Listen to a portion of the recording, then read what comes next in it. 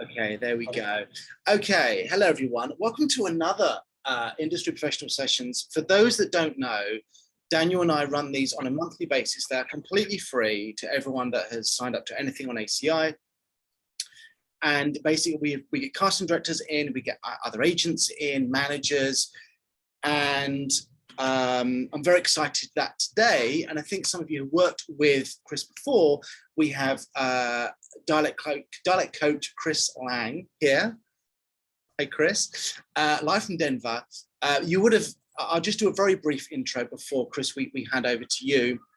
You would have seen this on your email here, but Chris is a very experienced dialect coach with over 15 years working in film, TV and theatre.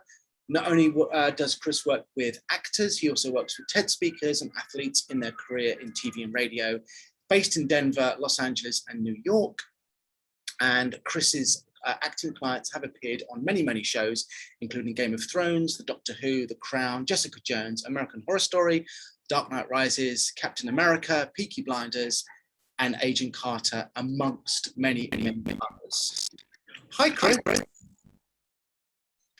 Hi, everybody. Good. Well, I'll say good morning because that's evening, whatever time zone you guys are in. Daniel and Dan, or the Dan squared, maybe I could say. Thank you guys for having me. I'm excited to be here and talk to you guys about accents and accent training and accent auditions. As I get started, I've got stuff that I can talk about today, of course, in terms of accents, but, every one of you today is coming from a different place in your career, a different place in your journey, things that you're dealing with in terms of your, work in your acting technique or scene study or audition technique, self-tape stuff, everything that's going on in your process, as you are training in this business, means every one of you is in a different place. I want to have an opportunity to speak to where you are today and what you're coming to this party with. So I'm going to kind of open it up broadly to any questions that you guys have about accents. And so I kind of want to start there. And then as we go throughout, if you guys do have any questions about anything that I'm saying or anything that you're like, wait a minute, that makes me think about this other thing that's not related at all, ask a question, okay? Raise your hand or wave around wildly, just get my attention, because I want to be able to speak to that today.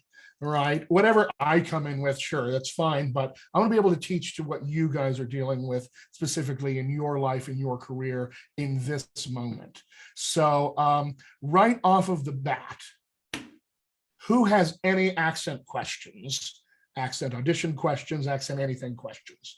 All right, Veronica, you have a question. Lay it on me. Yes, I do. Well, nice meeting you, Chris. Likewise. So I was speaking to Danny the other day, and I'm at a point in my career where I feel I'm a bit stuck, and okay. I want to move forward, meaning doing mainstream films, TV.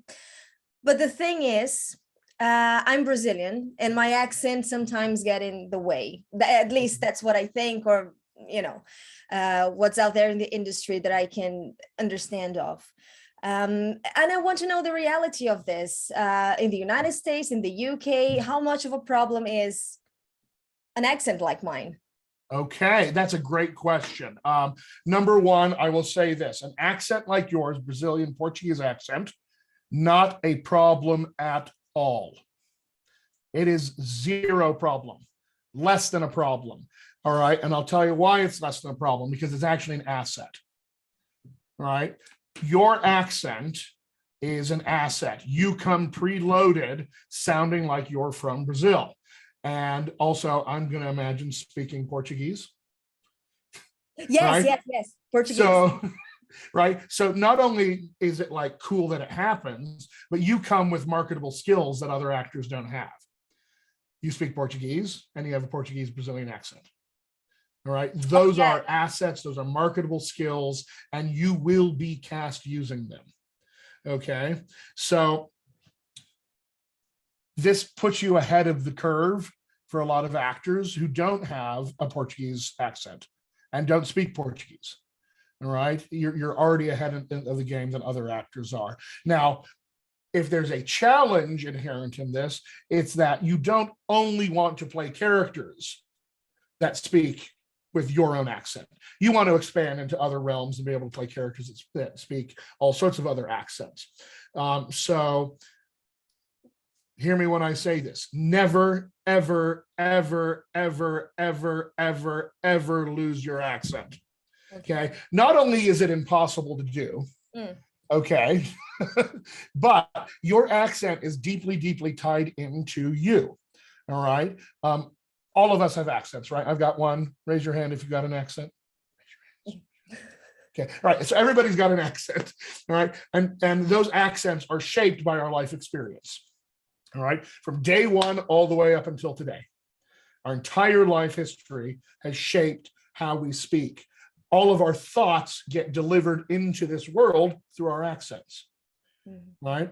And so there's a lot of deep connectivity in terms of how we think, how we feel, how we experience the world, just as ourselves and our life experiences shape that. And so our accents are very deeply tied into our sense of self-identity.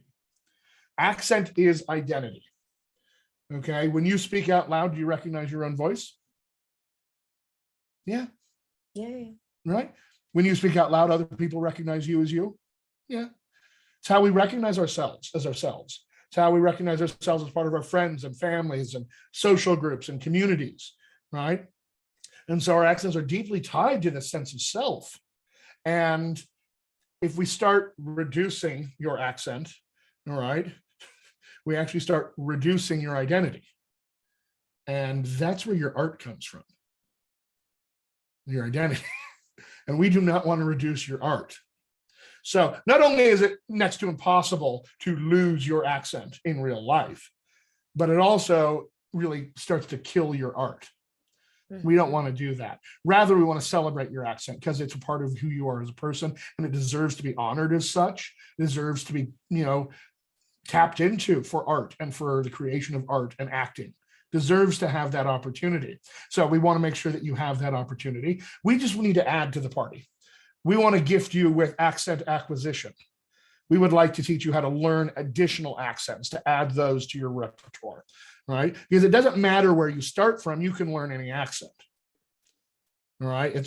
These are skills. Accent learning is a skill. And like any skill, right? It's learnable. It just takes time to do it. And at this point in your lives, right, you have taught yourself tens of thousands of skills and mastered them successfully. Right? Like you can eat with a knife and a fork. There was a time in life where you didn't know how to do that. Right? You taught it to yourself. It was taught to you, right? So this is all learnable stuff. So I would say that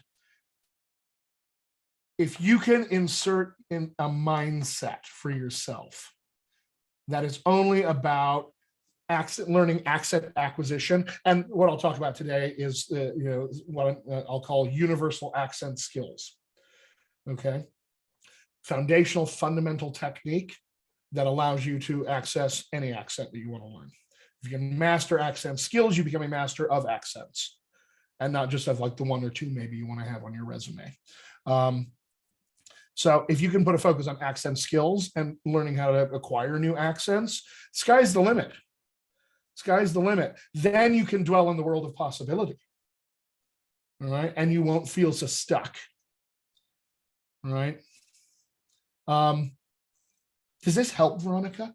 Yes, it does. Thank you so much. I think I have been lazy a little trying to learn other accents because I had this idea at drama school that I would never be competing with English people or American people because my essence is not of those cultures. So I just gave up on trying to learning different accents. Do you see? Yeah. And you're not alone in this. Drama school is notorious for crushing the souls of people in this way.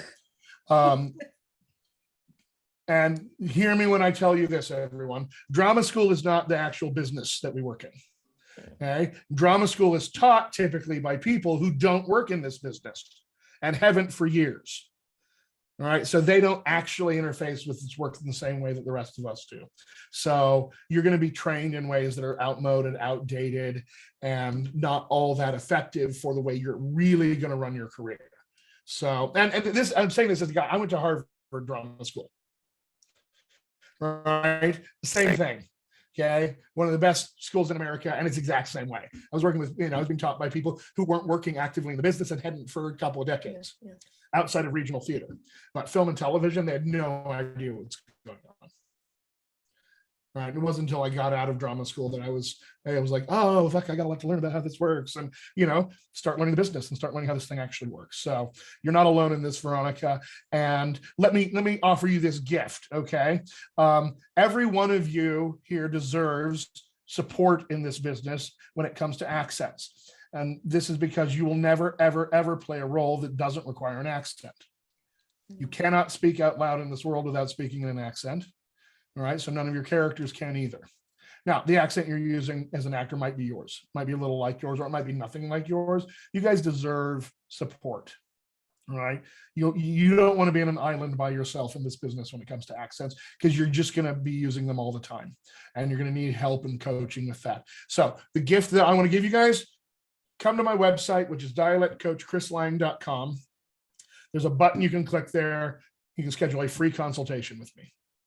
Okay, free Zoom consultation, 20 minutes long. We can talk through what training looks like. We can talk through, what private sessions or workshops, or we can talk about your goals, ways to think about shaping so that, in the next 2, 3, 4, 5 years, you can have things that, okay, this is what I'm going to look forward to trying to craft for myself in my career. So I want to offer you guys that gift. So come and schedule that free consultation, and we can just chat through the details specific to you in those instances. Cool. All right. Thank you so much. That was You're great. very welcome. I am here to help. I'm here to help you guys. And I can't help unless you reach out. So please do reach out. All right. Thanks, Veronica. I just want to add in, actually, Chris, I started working with Chris in 2019 when I was in Los Angeles, and hands down, he is the best dialect coach I have ever worked with. And I'm not just saying that, but, honestly, when Chris talks about mindset, 90% of it is mindset, and then everything else comes after that. So yeah, highly recommended to everyone. Thanks, Dan. Yeah. I remember fondly those days when we started working together. Yeah. And you were like, is this possible, this American accent? Yeah. Is this possible? Oh, yeah. Oh, yeah. Yes, possible. Yes, oh, yeah. Indeed. Absolutely. Can I ask a question, Chris? Can I ask a question on the back of that? On behalf of a couple of people in this group who will remain nameless, I encourage in my classes that people bring accents in because it's a safe place to do that. And there is fear and reticence and dipping a little toe in. And I know the obvious answer is just do it. But what's a good place for them to start? Yeah, so a good place for you guys to start. I have 2 pieces of advice for this. The best place to start when working with an accent, all right, is universal accent skills. Okay. Because this is foundational technique that allows you to access any accent. And we can't guess every accent you're going to be asked to do in your career. There's just no way for us to guess those things because the industry is changing. It's going to ask from different things from time to time. And you may change over time in terms of the types that you're focusing on and how you're marketing yourself. So we can't guess all of those things, but what we can guess is that you are going to be asked for accents. And there's a few for sure that we can say, yeah, you should probably have these on your resume. And if you have technique and process to rely on, then you can start actually, if you pardon my French, fucking around with some accents, right? You can start playing with this stuff because you know that you are in a process of exploration of trying to learn more about any of these accents that you're working with. Our goal, especially in acting class, is not to get the damn thing perfect, because that's not possible. Our goal is to start exploring what the experience is like. So that if I know, for instance, that accent's based on identity, all right, and they're deeply linked, let's say I'm doing a Dublin Irish accent. I'm not from Dublin, I'm from America. So I have to do some work right off the bat and think to myself, what's it like to be from Dublin? What's it like to have that experience that would have shaped my accent into a Dublin accent? What's that like? because I have to embody that knowledge so that I can own this accent and own the identity of this accent like a native speaker would. All right. I'm sure a couple of you have heard me say this before, but for all the technical stuff that's inherent in accent acquisition is a giant act of the imagination, huge act of the imagination, big imagination. All right, because unless we can imagine ourselves as a native speaker of our target accent and everything that means, we're always going to be kind of separate from it. Right. So we have to start with a process that lets us in as actors. All right. And that begins with imagination and awareness. And then we have the technical stuff. How does the vocal tract work? And how do we get it under our control so it can do what we want it to? How do we, target sounds consistently and accurately? And then how do we start putting those things together so that I can set myself free in acting? So if we have technique like that, then you can take any accent that you want to play with into an acting class and say, all right, I'm just working through some of this stuff, trying to put it together, and I need to test this out. I need to give it a shot when I'm acting. I need to see what it's like to try to live as a human being, speaking through another accent, having all my thoughts carried into the world on another accent. So like technique is the biggest thing that sets you free. That's why we have acting technique of any kind. I teach accent acting technique, but any kind of acting technique, it's there to set you free. If the technique doesn't tap into you like a straw to suck all your talent out into the world, then it's not doing you any good. All right, technique's got to set us free, and technique is there, frankly, to save the day when our talent takes the day off. Because that'll happen. You're going to show up in a class or on set, and you're not going to be feeling at your best always. Maybe it's a 4 a.m. call on set, and you're like, I'm not a person yet. I'm not a human. My brain isn't working. So we have to have technique that helps us to open up and swing open the doors here that gets our talent into the world and lights it up on fire so we can be as good as we want to be and as free as we want to be. So that's why accent technique is so important, because we need to tap into all of this stuff even when acting in another accent. So that's the long part one. The other one is this. I've got flashcards all over my desk that I use when I coach. And I want everyone, I'm just going to show this to you. I want you to read this out loud. All right.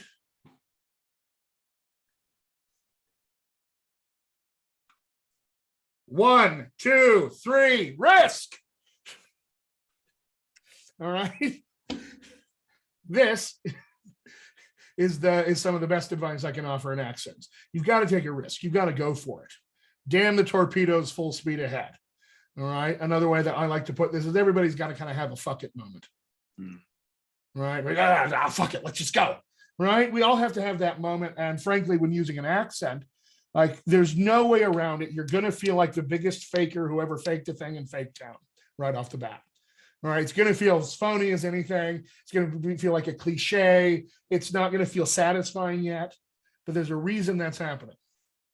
It's because all of your acting instincts, all right, which like to sit here on your shoulder and whisper in your ear and then shout in your ear, all of those acting instincts that you possess are constantly looking for everything you're doing to feel real and truthful and honest and grounded and human.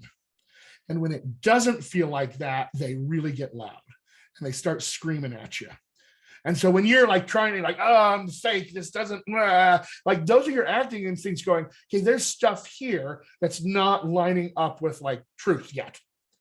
And that's only good information. Nothing bad has happened when it feels icky. Only good things have happened because it's an opportunity for us to notice where our acting instincts are shouting the loudest at us.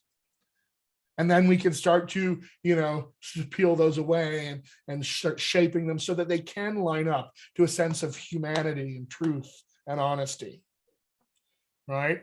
And we can't be scared of that.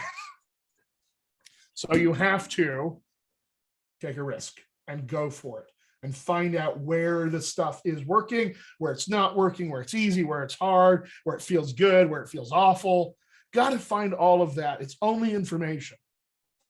Chris, So I'm loving, your passion. And this is one of the reasons why I always recommend you to any actor that needs an accent, a dialect coach, just the whole passion of what you do. It's so inspiring. I was wondering if, for those that haven't worked with Chris before, I was wondering if you could talk a little bit about, and I remember when we first started working together, the 4 Ps. Ah, the 4 Ps. Okay. So we have green peas and yellow peas. No, chickpeas. Chickpea is not actually a pea, as it turns out. I don't think. No. Yeah, it's something else. So the 4 Ps, essentially, when we start learning accents, one of the first things that we have to build is awareness. Well, of what? Well, accents. We've got to start looking at accents and thinking about them differently than we typically do in our daily lives, because we have to encounter them as behavior and as identity. And most importantly, after that, we have to start understanding what accents are actually made of and what they're not made of. Right? Because we have to be able to pull them apart into their component pieces so we can do those things and be doing the accent, right? This is important because, like, let's say I had an accent sample here and I was playing it for you and I said, just take a listen, see what stands out to you. What are we hearing? What are we seeing? What are we noticing? When I ask what it is that you saw or heard or noticed, I usually get back answers from actors like, well, that's like a real sing-songy accent, isn't it? Fair enough, maybe. Problem is, I have no idea what the hell that means. Sing-songy? I don't know what that means. And really, they don't either, right? But they're noticing something real. Okay, there's something real that they're noticing, but they don't know quite how to describe it in any accurate way. So we could do that, because until we know what actually is this thing we're perceiving as sing-songy, we have no way of being able to do that ourselves. And we have to be specific about this, because we're doing very, very specific physical and imaginative things when it comes to accents, right? None of our acting choices and our own accents are non-specific. So none of our accent acting choices ever get to be non-specific. Everything has to be very, very detailed and specific. So in terms of breaking down an accent into its component pieces, I like to split this up into 4 chunks. And this is taken from what's called Knight Thompson speech work. All right, you can look it up. ktspeechwork.org, I believe, is the website.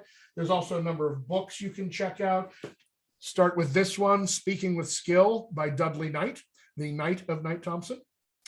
All right, the Thompson is Phil Thompson of UC Irvine. And I had the great pleasure of studying with both of these fine gentlemen. I teach primarily from Knight Thompson speech work. It's become kind of the gold standard of accent training in the film and TV industry in particular. And so the 4 Ps is how we break down an accent into its component parts typically. All right, we start with people, the first P. Who are the people who speak this accent in real life? What are they like? What's the identity essentially of this accent?